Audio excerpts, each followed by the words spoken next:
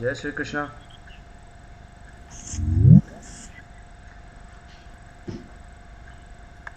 Jai Shri Krishna. You can hear me okay? Yes, everything's great. Sanjay, I sent you an email. Did you get it? Yes, I did, and I was supposed to write last night, but I forgot, and today I didn't have a chance to reply it back. But yeah, That's it was okay. very nice. I mean, I like it. Good. Okay, so we're going to start with a little chanting first, no? Yes. Namo Vishnupadaya Krishnapastaya Bhutre Srimati Bhakti Vedanta Swami Iti Namine Namo Vishnupadaya Krishnapastaya Bhutre Srimati Bhakti Vedanta Swami Iti Namine Namaste Saraswati Deve Gauravani Pracharine Nirvesha Sunyavadi Asatya Devatarine Namaste Saraswati Deve Gauravani Pracharine Nirvesha Sunyavadi Asatya Devatarine Jai Shri Krishna Chaitanya Prabhu Nityananda Advaita Gadadhara Srivasadi Gaura Bhaktavrinda Jai Shri Krishna Chaitanya Prabhu Nityananda Shri Advaita Gadadhara Srivasadi Gaura Bhaktavrinda Hare Krishna Krishna Krishna Hare Hare Hare Rama Rama Rama Hare Hare Hare Krishna Krishna Krishna Hare Hare Rama Hare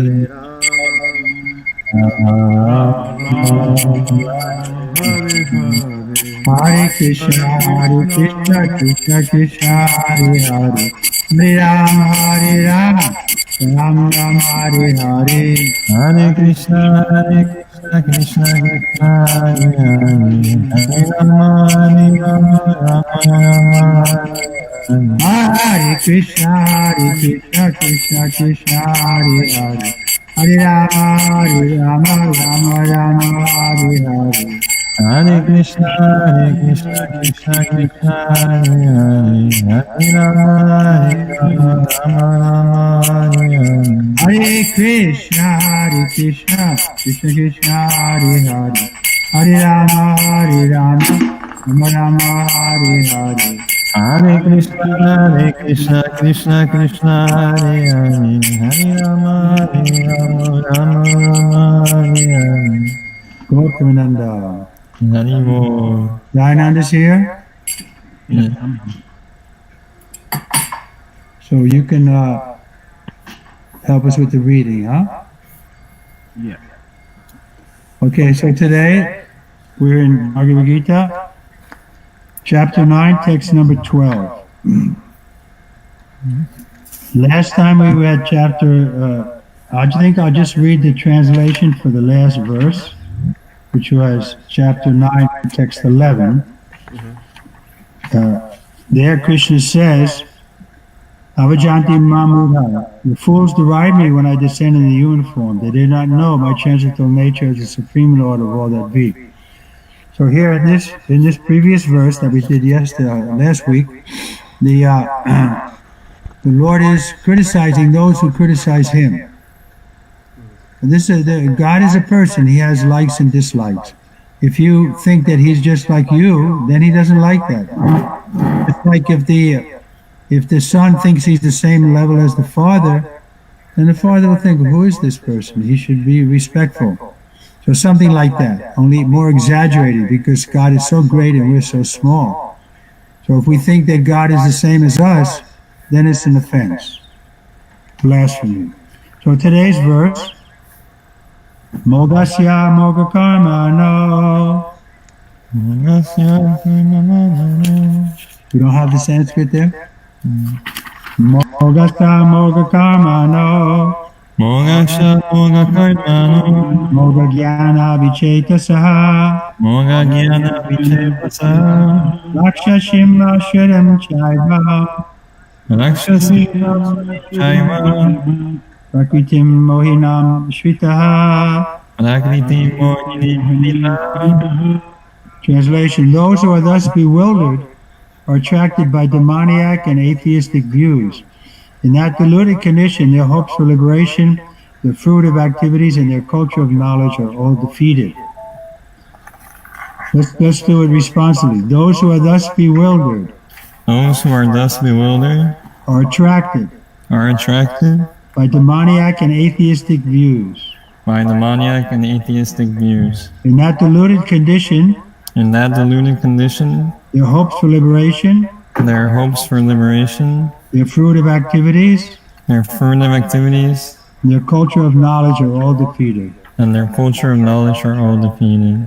So what is it, the bewilderment? The bewilderment is people think Krishna is an ordinary man. So because of that bewilderment, they bring so much misfortune to themselves. It's so important that we understand what is Krishna's position. If we understand Krishna's position and our position in relationship to Krishna, then we can be happy in every condition. But if we foolishly think that we're equal to God or there is no God, then we make an inauspicious path for ourselves. And what happens when we're inauspicious? We become atheistic and demoniac. There is no chance of liberation, and even the fruit of activities and knowledge are defeated. So this is so important that Krishna is stressing it, that we should understand his position. Okay, let's read Srila Prabhupada's purport. Go ahead, Jayananda. There are many devotees who assume themselves to be in Krishna consciousness and devotional service, but at heart do not accept the Supreme Personality of Godhead, Krishna, as the absolute truth. For them, the fruit of devotional service, going back to Godhead, will never be tasted. So this is the goal. We want to, Krishna says that this material world is temporary and full of trouble. And that this is not our real home. So the goal of liberation, of getting out of the cycle of birth and death, won't be experienced because of our unwillingness to accept our position, our actual position, that we're not God. We can never become God. We were never God. But we have the same quality as God. That's different. Sun and the sunlight have the same quality, but one is great and one is small. So we're the small particle of God, and our constitutional position is to complement him, to put him in the center, to glorify him. Sometimes the example is given of a diamond surrounded by rubies or emeralds, and it enhances the beauty of the diamond. But if on their own, they don't have the same glamour. So something like that. Now we're separated from God, and therefore we find ourselves in an awkward position, having to suffer old age, disease, and death, having to undergo trouble from our own mind and body, trouble from the nature, trouble from other living entities. So if we want to find real happiness, then the process is given here in Bhagavad Gita. That was Arjuna's position. He was unhappy. He couldn't see any happiness if he in any side. So he thought, I was just going to give up and go to the forest. But Krishna didn't approve of that. So similarly, we can't just give up our work. Bhagavad Gita is based on the principle of duty. We all have our duty. And we have two duties. We have material duty and spiritual duty. So spiritual duty is to glorify God. This is our natural position. And material duty, we have some responsibilities here. So generally, both of these duties run in parallel line. But if there happens to be a problem, then we should consider the first duty is our spiritual duty. There's a saying like that, maybe in Hindi, that to sacrifice we can sacrifice one family to save the village, and we can sacrifice the village to save the country. But to save our soul, we can sacrifice everything. So this should be the first consideration. We have to save ourselves. So the only way we can do that is to get in harmony with Krishna. This is the message of Bhagavad Gita. And Arjuna took up that, and therefore he was successful. And at the end of the Gita, Sanjaya says, wherever there's Krishna and Arjuna, there's always victory and success and morality and so on. Okay, go ahead. Keep reading. Yes. Similarly, those who are engaged in fruitive pious activities and who are ultimately hoping to be liberated from this material entanglement will never be successful either, because they derive the Supreme Personality of Godhead, Krishna. In other words, persons who mock Krishna are to be understood to be demonic or atheistic. As described in the 7th chapter of Bhagavad Gita, such demonic miscreants never surrender to Krishna. Therefore, their mental speculation to arrive at the absolute truth brings them to the false conclusion that the ordinary living entity and Krishna are one and the same. With such a false conviction, they think that the body of any human being is now simply covered by material nature, and that as soon as one is liberated from this material body, there is no difference between God and himself. This attempt to become one with Krishna will be baffled because of illusion. Such atheistic and demonic cultivation of spiritual knowledge is always futile. That is the indication of this verse. For such persons, cultivation of the knowledge in the Vedic literature, like the Vedanta Sutra and the Upanishad, is always baffled. So Krishna Prabhupada is taking a very strong position here, and that's proper because he loves Krishna. If we love someone, we don't like to see them belittled or minimized. We should allow them to thrive in their normal position. We don't want to give exaggerated flattery to anyone, but we should give proper and just recognition of someone's position. So Krishna's position, as stated by Krishna himself and by other authorities like Narada and Vyas and Sita and so on, and Arjuna, is that he is the cause of all causes, and we should accept that. He's the source of everything material and spiritual. This is what he says himself. So therefore we should recognize that and not be envious of him and try to think he's equal to us and put ourselves in the center. But this is how we came to the material world, because in the spiritual world everyone agrees to put God in the center, but here in the material world everyone wants to put themselves in the center. Therefore there's always conflict here in the material world. There'll never be real peace until we all agree to put God in the center. Ishavasham. So this has finished the verse in the first paragraph. If anybody has any comment or question, we can entertain. Sanjay, have a comment? We have few new people joined today. Sandeep Viz from Texas and Badri from New York. So, Sandeep, do you have any question? Yeah. My question is, can you hear me? Yeah, It's a hear you. little hard, but go ahead. Okay. So my question is that if Krishna is the supreme God, then why do human beings forget, forget, in his presence? Why do they not understand Krishna? That's our question. Why don't you understand him? No, I think I understand him. Sometimes I forget, and then the people like Sanjay emerge, and then they remind me of the truth. Like this conversation is happening, just to reinforce the truth. So the reason people, not everybody agrees, is because they're envious of Krishna. Okay. This is explained in the 7th chapter. Ishad Vaishva Samudvena. The living entity comes to the material world for two reasons. One is he wants to put himself in the center, and the other is that he doesn't like that someone else is in the center. Just like a child. We say our children are very pure, but if we examine them, we see that they're very egotistical. Small child, oh, innocent child.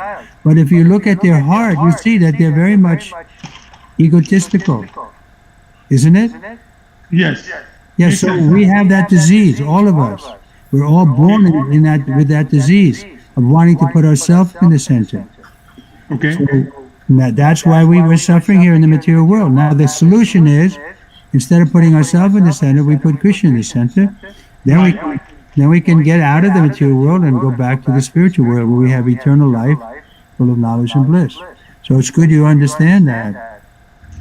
So my second question there is that suppose there are people who do not want to listen to Krishna. I'm talking like the Christians. There are so many Christians who say Jesus is the only way.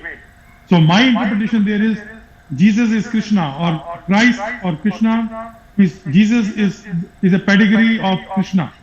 So therefore, without arguing with them, I let them believe what they are believing and talk about their purpose in the context of Krishna, though it is in the context of Krishna, but I let them talk in the context of Christ. Does it make sense?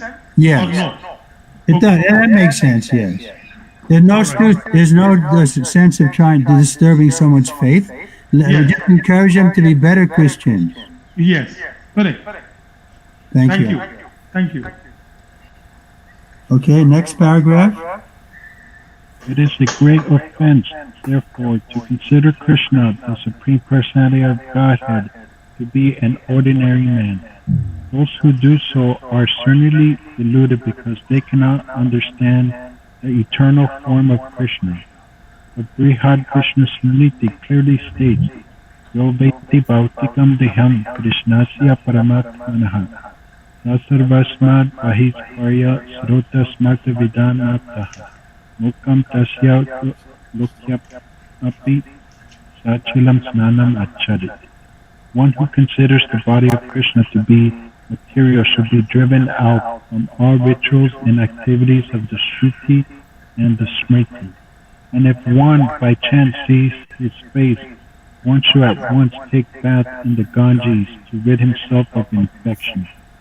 People jeer at Krishna because they are envious of the Supreme Personality of Godhead. Their destiny is certainly to take birth after birth in the species of atheistic and demonic life. Perpetually, their real knowledge will remain under delusion, and gradually they will regress to the darkest region of creation. What about Michael? Any comment, Michael? Not at the moment, Maharaj. Okay, anyone else? So Maharaj, it describes about there are so many regions, or the darkest region of the creation. So is there any like bands of regions? Like some is the good ones and some. We get information that there are different, you can say 14 planetary systems. The Earth is in the middle. This is, of course, only in the material world. The Earth is a middle planetary system. Then you have higher planetary systems like Satyaloka, Brahmaloka, so on.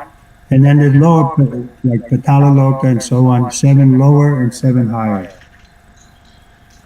So, I mean, every soul has to go through all these 14 bands before. Not necessarily, but generally we do, because the only way we can get out, really the only way we can get out, is to meet a pure devotee, and then by his mercy, we can take the Krishna consciousness seriously, or to take the God consciousness seriously. And then there's chance that we can. What is that static? Is it? Sorry? I'm just hearing some squeaking speaking. Yes. So anyway, generally we do have to go through so many different species of life, so many different planetary systems, but in the human form of life, there's opportunity to get out. So we should strike where the iron is hot. We should take advantage of this opportunity. Everything is favorable. We've met a pure devotee like Srila Prabhupada, and by his mercy, we can get the mercy of the Lord. This is generally the system. We get, Krishna says, one who claims to be my devotee is not my devotee, but one is the devotee of my devotee, he is my devotee. So something like that. So in that sense, the Christians are right, in the sense that they're accepting Christ, but they make a mistake because they think that Christ is God. But no, he can be accepted as good as God because he's dear to God, but not that he's the same category as God. It's very scientific.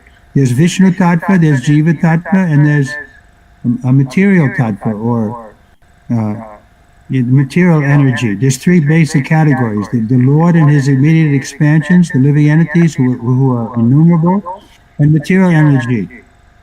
So if we identify with the material energy, that's also an illusion. We think I'm this body, I'm American, I'm black, I'm white. No, we're the Atma. But if we think that we're the part of Atma, that's also a delusion. So real knowledge is to understand our position in relationship with the Lord, and also in relationship with matter. So there's some of the Hindus, they want to make everything one, that there's no distinction. But this is a poor fund of knowledge. There is a distinction between individuals. You're not me, I'm not you. We're individuals. This is explained in the beginning of the Gita. Krishna says to Arjuna, you and I and all these things have always existed in the past. Now we're existing as individuals. In the future we also remain as individuals. But according to our, you can say, position, we can either remain in the material world or we can go back to the spiritual world. That'll depend on us. If our desire is there, then Krishna will send some help to us. Sanjay, somebody's phone is actually on as well. Can you check that? Yeah, that's what I'm hearing also. Okay, I'm checking. No, I don't hear it. Okay, let's do next one. Mahatmanastimam partam daivim prakritim ashitam vajantiyanaya manaso gnatprabhutam avyayam. O son of Prita, those who are not deluded, the great souls are under the protection of the divine nature. They are fully engaged in devotional service because they know me as the Supreme Personality of Godhead, original and inexhaustible. So here Krishna is speaking. People say they want to take Bhagavad Gita, but they don't want to accept what Krishna is saying. Krishna is saying, what Krishna says is very clear. But people don't like the message because it means they have to surrender. They have to agree that they should glorify Krishna. They don't want to do that. They want to glorify their own position. And therefore, they miss opportunity. They remain. They think Krishna is an ordinary person. But now, here in this verse, Krishna is telling the position of those who are sane, who actually understand things as they are. And what do? They come under the protection of the divine nature. So under protection, what does that mean? Because by constitution we need protection. Well, we're dependent on Nicho Nichanam, Chaitanam Chaitanam. There are two eternals, one is independent and one is dependent. By constitution we happen to be dependent. Just see how dependent we are. What if there's no supply of air?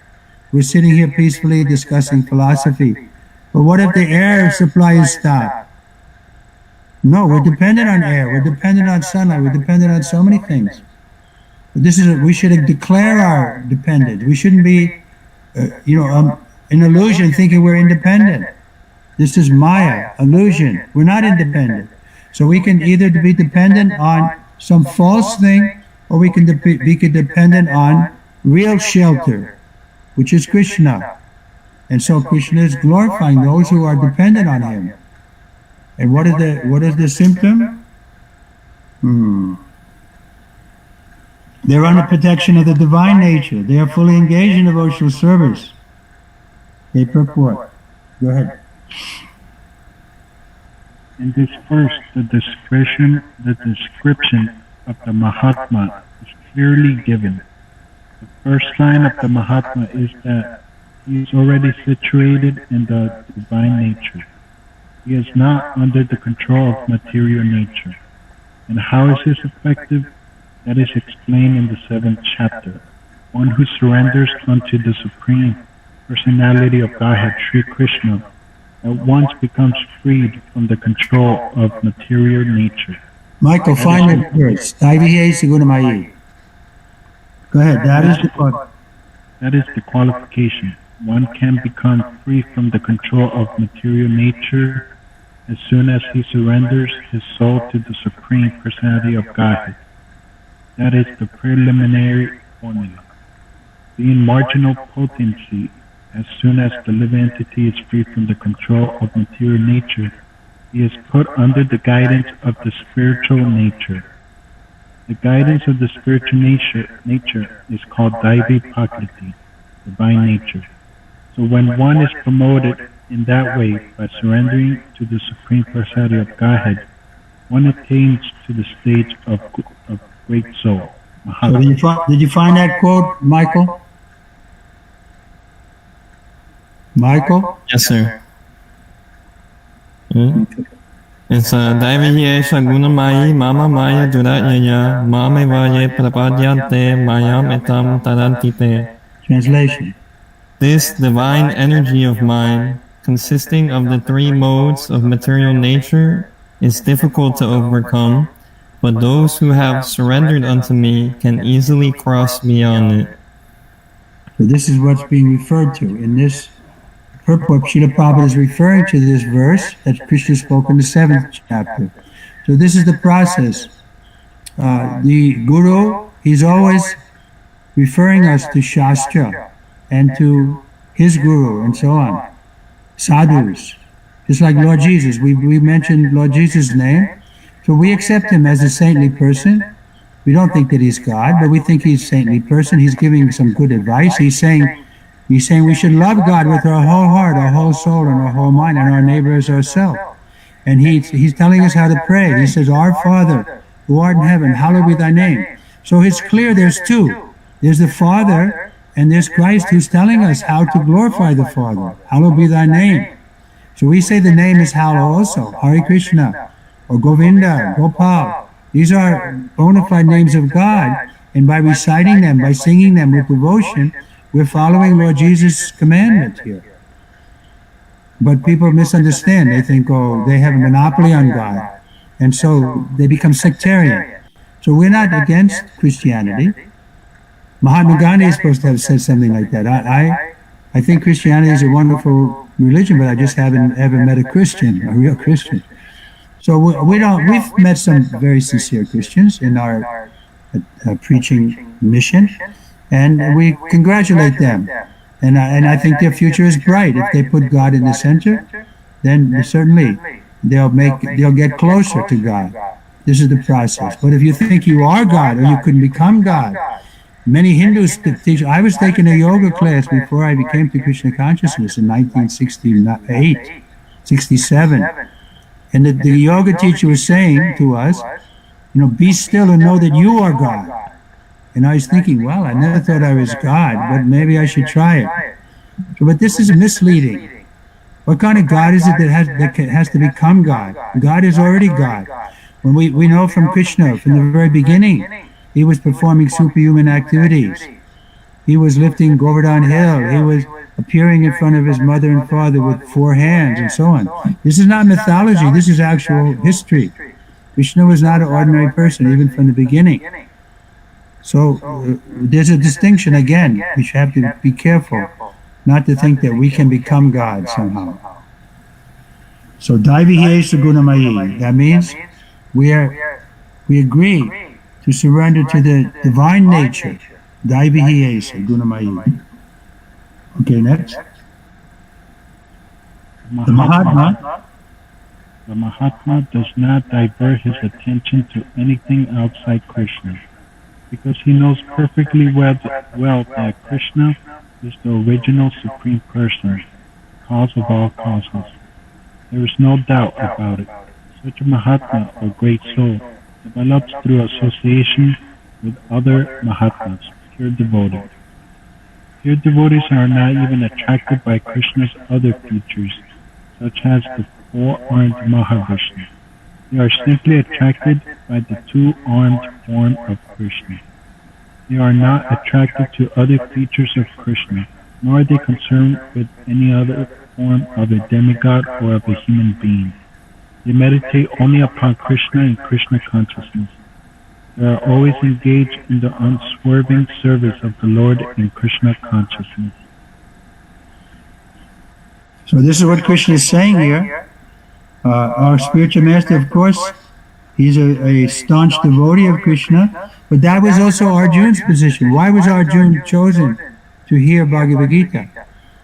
He wasn't a sannyasi, he wasn't a Brahmin, but he was chosen because he was the friend and devotee of Krishna. So if we want to understand Krishna, Manmana Bhava Mad Bhakta, we have to become a devotee. Then Krishna will be happy to reveal himself to us. This is the process. Tesham sarta yuktanam bhajatam pratipurvakam. Tadami buddha yogam tam yena mamapuyanchite. In the 10th chapter, Krishna says, those who are devoted to me, I give the intelligence that they can come to me. Tadami buddhi. Intelligence is buddhi. Tadami means I give you. So Krishna will give us. This is the mystery of Bhagavad Gita that the scholars can't understand. We're not great scholars, but we're trying to become a devotee under the guidance of another devotee.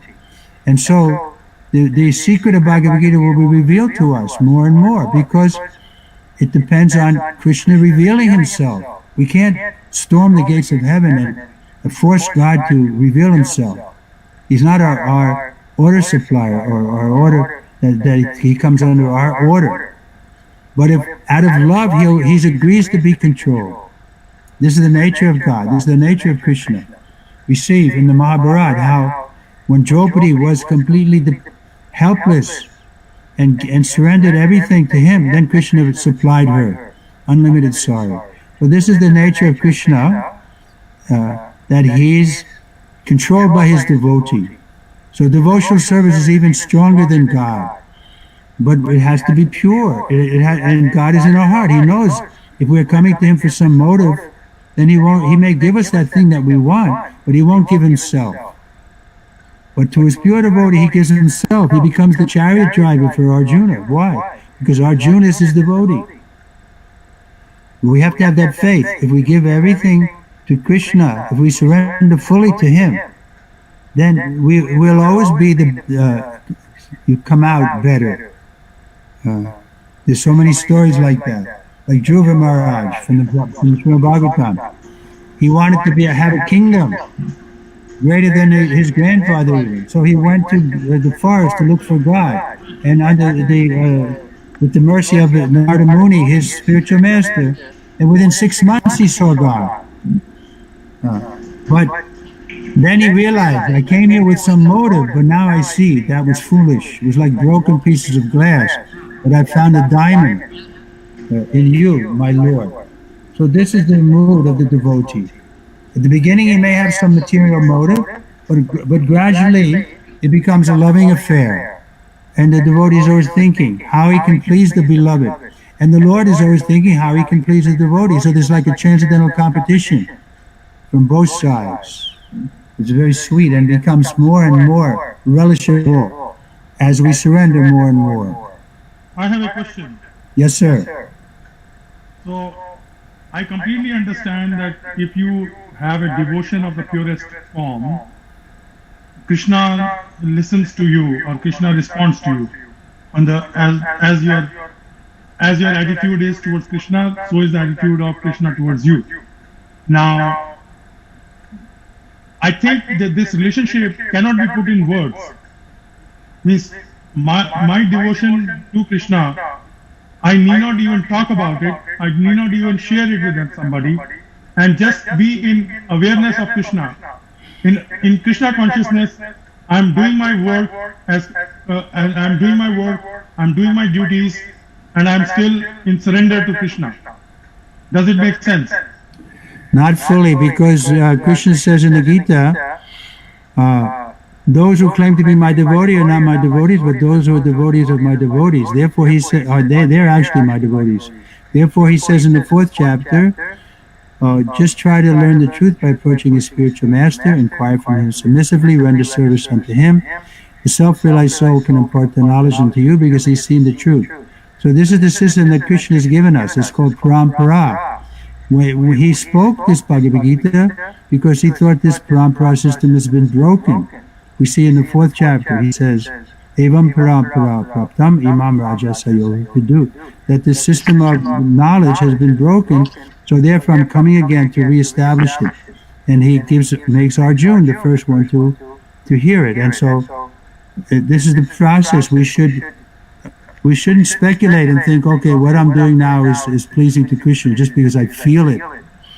It's not enough. Your feelings your heart may be cheating you.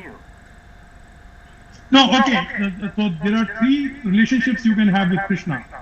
You can be Krishna's consort, like Radha was. You could be Krishna's, devotee, like Meera was. You could be Krishna's friend, like Arjun was. Is that choice mine or is that choice not mine? Say again, is that thought what? Is that choice, the choice of having a relationship with Yeah, Krishna? no, you have a choice, but first of all, you have to come out of the point that you're not this body. If you're, I mean, it's not so easy to come to that rasa stage, because if somebody asks us, who are you? Oh, I'm Mr. Smith. Yeah, this is my family. I'm American. I'm Indian. I'm black. I'm white. So first, we have to be trained under the guidance of the spiritual master to come to the platform of understanding what is our rasa. Okay. You can't just imagine, oh, I'm a gopi, or I'm a friend. Okay. So that training is there under the guidance of Guru first. Fine. No, there's an importance of the Guru. Yes, I think the significance of Guru is completely understood. But what you're saying is that one has to get into the devotion of Krishna in the context of what the Guru guides, like Prabhupada, or therefore the Gita. And quite frankly, Prabhupada didn't talk about rasa. He didn't say, okay, I think you're a gopi, I think you're like Mirabai. No. He said, first of all, because we accept Chaitanya Mahaprabhu, I don't know if you were familiar with the Lord Chaitanya Mahaprabhu, but he appeared 500 years ago or so in Bengal, and we understand from the revealed scripture that he's actually Krishna, but coming in the Kali Yuga in the mood of a devotee. Therefore, his complexion is golden, like Radharani. So he came as a servant of Krishna with his mood. If people called him Krishna, he would cover his ears. So his mood was that he was teaching us how to be a devotee of Krishna. And there's a lot of literature. We have volumes of books and many, you can say, quotes from the Shastra to indicate that yes, this is a genuine incarnation of the Lord in the Kali Yuga, where Chaitanya has come. So that we can make that a little separate conversation, but the point is, he was teaching us just to be servants first of all, and then then gradually we'll come to understand what is our rasa. Got it. Understood. Thank you. Yes. Hare Krishna. Anyone else? So yeah, I have a question. Maybe it's too early because it's referring to other chapters also, but mostly we hear that we need to surrender to the God. So does it mean that we'll not doing any of our work I mean, karma, but not exactly the karma, basically, but yeah, No, but look all at the action of the day. Arjuna. Sorry?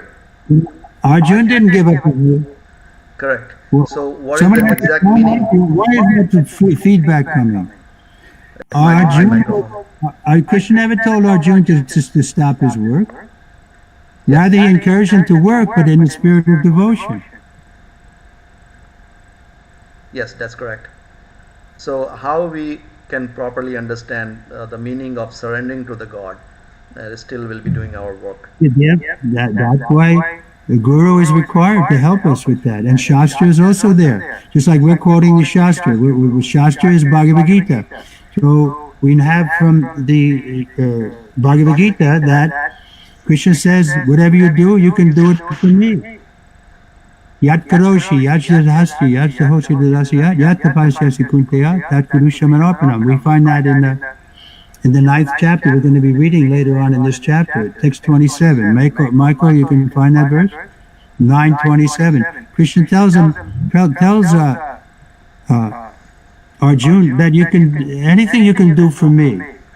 Whatever you do, you should do it for me. But that requires a little intelligence to accept what's favorable to the Lord and to reject what's unfavorable. This is a simple principle, to do anything that's favorable for the Lord and to reject everything unfavorable that won't please the Lord. And the verse 927 is, whatever you do, whatever you eat, whatever you offer or give away, and whatever austerities you perform, do that, O son of Kunti, as an offering to me. So it's just a question of changing consciousness. So for so long we're thinking, oh, I'm saving this money for myself. I'm going to give it to my children and his grandchildren, and so now we have to think. So actually, this is Krishna's money. I work hard. Okay, so then let me do something to please Krishna. So I have a related question. Go ahead.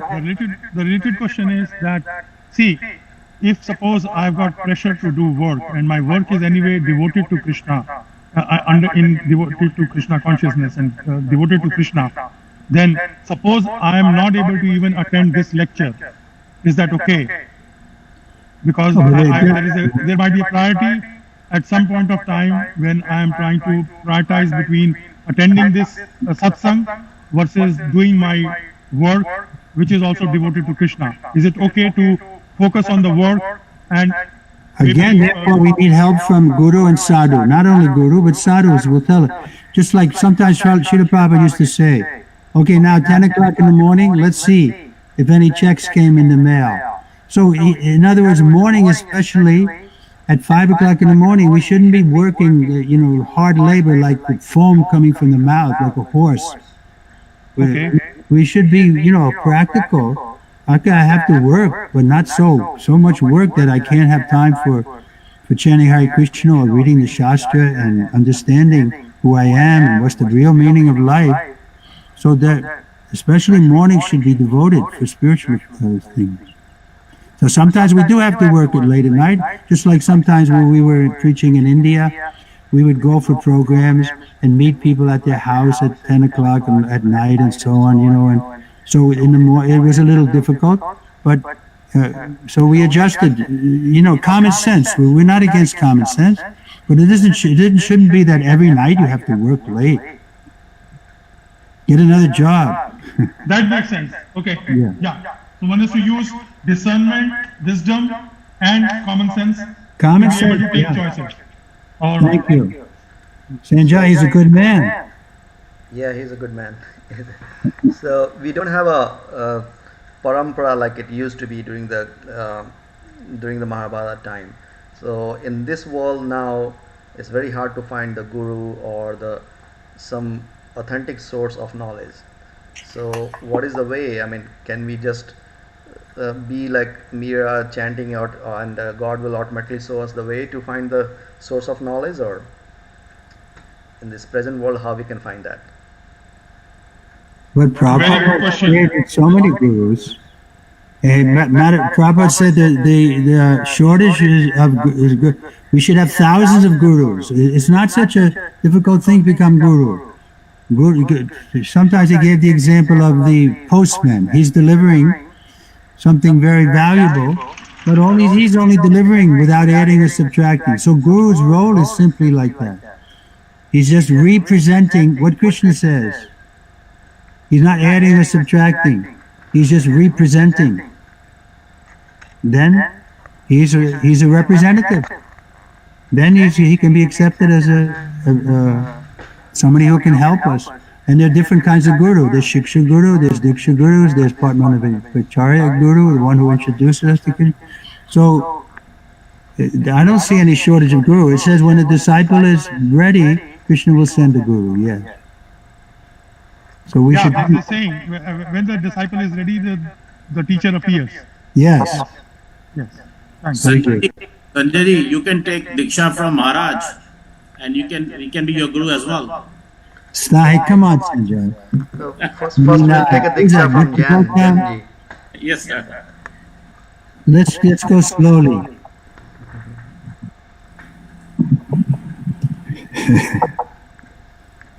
You want me to Okay, read the next verse? Yeah, you want to read? Okay. Satatam kriyanto mam yatanatas ka didvrata namasyantasrasya mam bhaktaya niyayuktam upasne. Translation. Sorry. Okay. Always chanting my glories, endeavoring with great determination, bowing down before me, these great souls perpetually worship me with devotion. Purport. The Mahatma cannot be manufactured by rubber stamping an ordinary man. His symptoms are described here. A Mahatma is always engaged in chanting the glories of Supreme Lord Krishna, the personality of Godhead. He has no other business. He is always engaged in the glorification of Lord. In other words, he is not an impersonalist. When the question of glorification is there, one has to glorify the Supreme Lord, praising His holy name, His eternal form, His transcendental qualities, and His uncommon pastime. One has to glorify all these things. Therefore, a Mahatma is attached to the Supreme Personality of Godhead. So any questions about so far? So you may think, well, this is impossible. I have my work to do. How can I always be glorifying the Lord? But then it comes to the point of, like Arjuna, he was glorifying Krishna by fighting. So we can also glorify Krishna in our work. If we are sincere, Krishna will help us, give us intelligence to how to work in the spirit of devotion and use the resources that we create in our work, use that in Krishna's service, and then our work becomes worship. But if we just, work for our own interest and without any clear principle of religion, and then it can be karmic work, just some kind of fruitive activity for our own sense gratification. But that requires, again, common sense.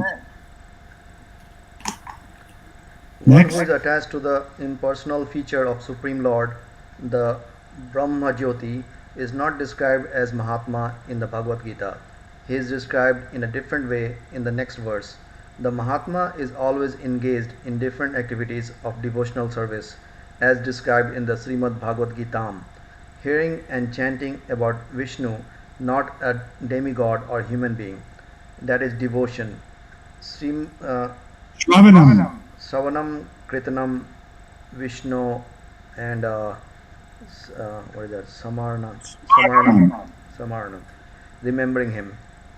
Such a Mahatma has firm determination to achieve at the ultimate end the association of Supreme Lord in any one of the 5 transcendental rasas.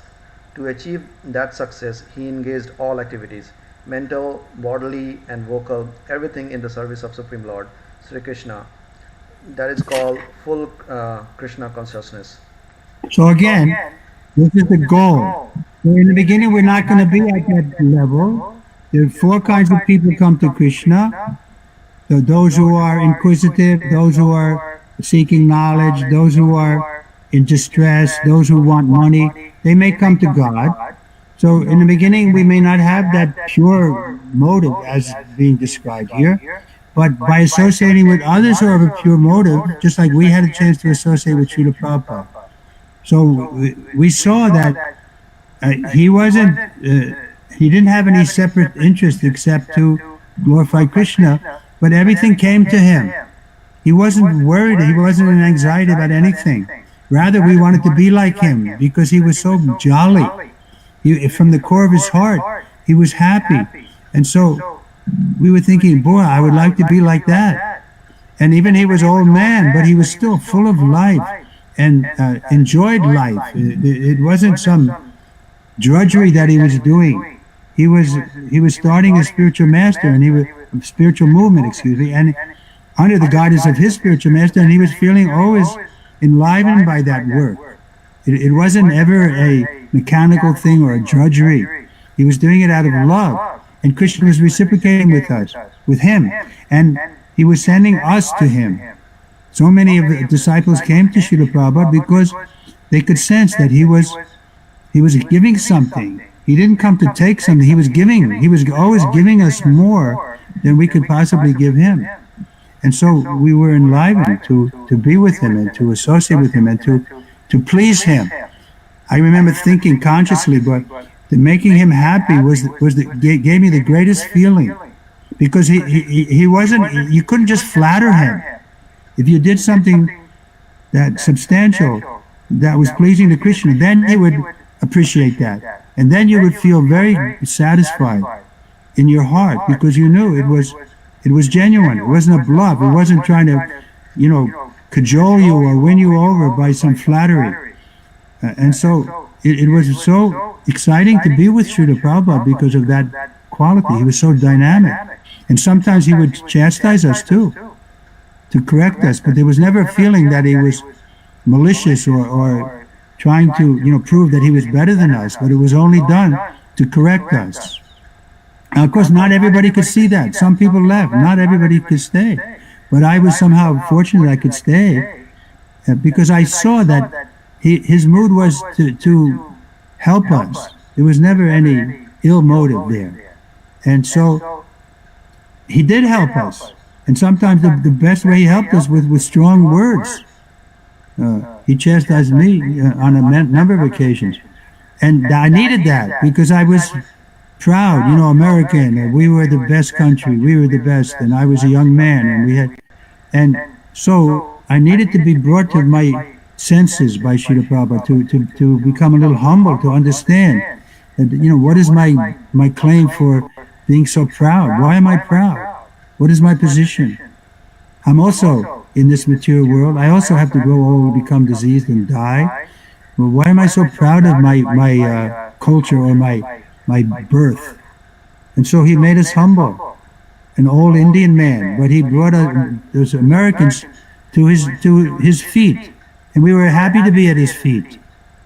And it wasn't because he was bribing us or something, but we were learning from him. We were benefiting by his association, and it was very exciting period for me to be with him. I was fortunate, and when he came to London, he had sent me ahead, and I was able to give him a massage every day. Every day, he was recommended by the doctors to take a massage because he had had a stroke. And so I was deputed to do that service. And so I had a chance to touch Prabhupada's body like that intimately over a period of 3 months when he was there. We were staying at John Lennon's estate some of the time. And the Beatles were helping us and so on.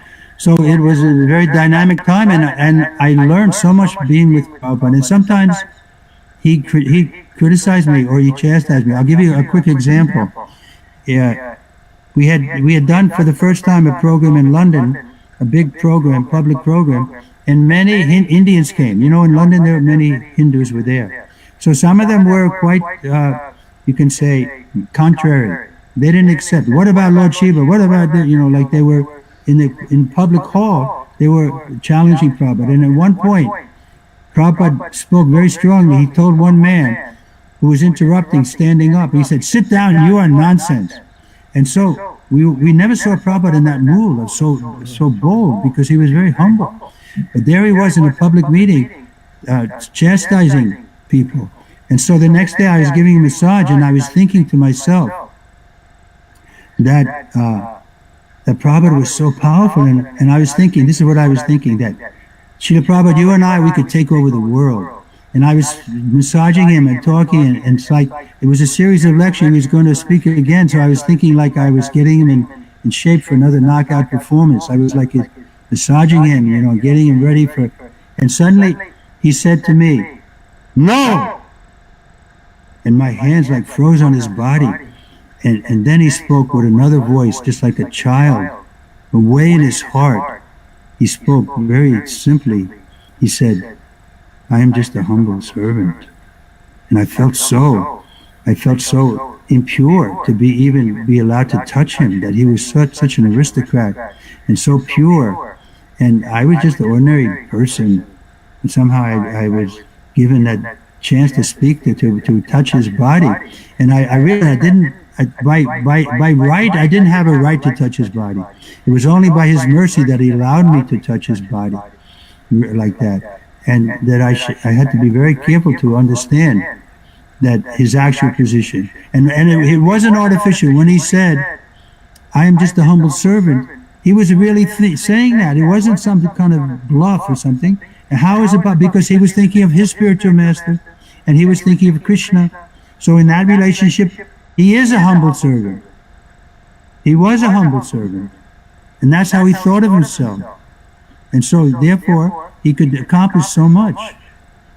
We didn't feel threatened by him, because he didn't present himself as something more than he was, a humble servant. And he said, "You can also become a humble servant. Here's the process. Wake up early in the morning, chant Hare Krishna, offer your food to Krishna, give up illicit sex, intoxication, gambling, VDD, and then you'll also become pure." It's a simple process. Anybody can take it, but it's on the other side, it's a little difficult because the whole world is mad after these things. I think that I spoke too much. Somebody else can speak. John? Yes. So as described in the second verse of this chapter, not only in this devotional service essay, but it can be performed in a happy mood. One does not need to undergo any severe penance and austerity. He can live this life in devotional service, guided by an expert spiritual master, and in any position, either as a householder or as a sannyasi or as a brahmachari. In any position and anywhere in the world, he can perform this devotional service to the Supreme Personality of Godhead, and thus become actually Mahatma, a great soul. Jai Shri Prabhupada. Okay, so 1 hour is up. What do you say, Mr. Gautam? Is he with us? Yeah, he is with us, and there's no question from Somesh and Umesh today. Maharaj, somehow I think Sanjay blocked me to seeing your face. What happened? Somehow I cannot, you guys cannot see me. I don't know what happened. Yeah, I'm missing, because when I only see you, I also see your deities. You have such beautiful deities. Can you see this? Can you see that? No, where are they? I think Sanjay blocked me. No, I didn't block you. I think somehow your video is not coming. All right, no issue. No, all is good, Maharaj, all is good. Appreciate it. But we're not having a program at your house on Saturday, huh? No, because Dev's wife is pregnant and she's expecting either Friday or Saturday. I did discuss with Sanjay ji, and we're going to be doing that following 2 weeks. Means 2 weeks from this Saturday. That is correct. Okay. So you're welcome to come to my house. Maharaj, I will be busy that time, because all the stuff is happening. So we're meeting here at my small house. I'm looking at it now. We can fit 10 or 12 people without a problem. We can keep some social distance. and people can wear masks if they feel they like to. No, we're definitely looking forward for a nice event at our place. Okay, yeah, I'm looking forward to it too. And Michael, make sure Michael is coming. Yes, he's there. Michael? I'll be coming, Prabhu. And Atma Prabhu also, make sure let him know. Yeah, we'll let him know, but sometimes he's working on the weekend. His wife. Yeah. Yeah, we can bring his wife, I think. And I think the little girl Rukmani is growing up. I'm sure. I haven't seen her. Yeah. Yes. So anyone else has questions? Somesh?